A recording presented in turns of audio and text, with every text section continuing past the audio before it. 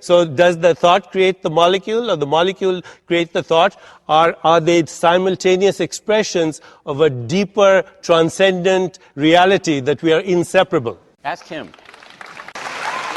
Can I just jump in here? Okay, I think we should wander off the specifics of oxytocin. He's just described an experiment where you can actually answer that question. If I give you a shot of oxytocin and it changes your level of trust, then it's not just mere correlation. I mean, we've run it both ways. And so but that's I what he can just described. increase trust, and it can generate yes, oxytocin okay. too. But if trust is just the brain in one state, then you have the brain influencing its future states. You haven't gotten out of the brain and got an ectoplasm. Trust is the subjective experience soul. of consciousness. Oxytocin is the objective experience of consciousness. But what you seem to be expressing is a deeper skepticism about whether the brain is even involved. No, the brain is involved.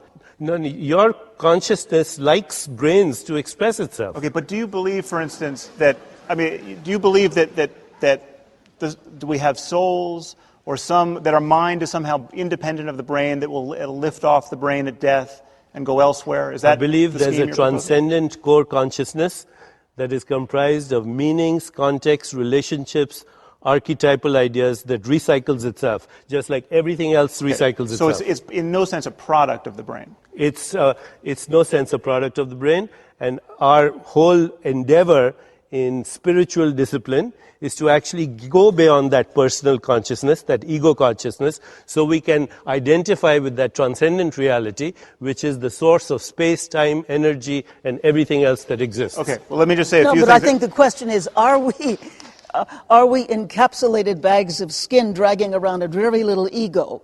No, or are we organism really environment symbiotic you with can fields say no within to fields that. and consciousness of life? Deepak, let me just, you put a lot on the table. So Deepak just said some very, seems a strange word to use, but some concrete things that science can criticize. Okay, you just said that consciousness and mind are... I didn't say consciousness and mind. I said mind is a product of consciousness. Okay, but this subjectivity is independent of the objectivity of the brain. There is a subjectivity which is independent of objects. But there's a subjectivity which is subjectivity of itself. When you're looking at the brain for consciousness, you're not looking at consciousness. You're looking at synaptic firings. In fact, it is your consciousness that is looking at those synaptic firings. All right. Let's just keep that in view. All right.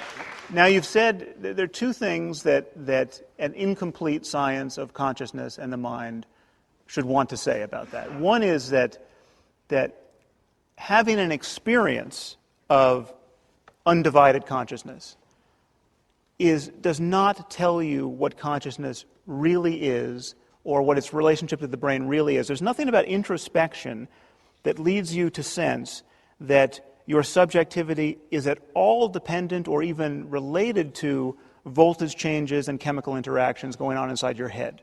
Okay, you can feel, you can drop acid, you can meditate for a year, you can do whatever you want to perturb your nervous system. You can feel yourself to be one with the universe, and at no point in that transformation do you get a glimpse that there's 100 trillion neurons in your head or synapses in your head that are doing anything. It's called binding. No, it's not. It's called absolute subjective ignorance of what's actually going on outside your consciousness. You're you're so Deepak, you're so dismissive of subjective experience. I'm not remotely dismissive of it. To poetry, to music, to art. So dismissive of subjectivity. I'm saying that the whole universe is imbued with subjectivity. There's nothing more important than subjectivity. It's all we could possibly care about. The fabric of our experience, the changes in our conscious experience, are all we care about.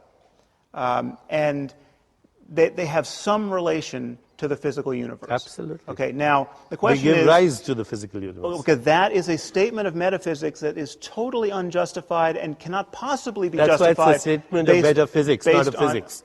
No, metaphysical statements also have to be justified, as it turns out. Metaphysics statements come from subjective experiences. All right, you're starting to lose me a little bit. I've let it go. I've let it go, but let's rein it back in.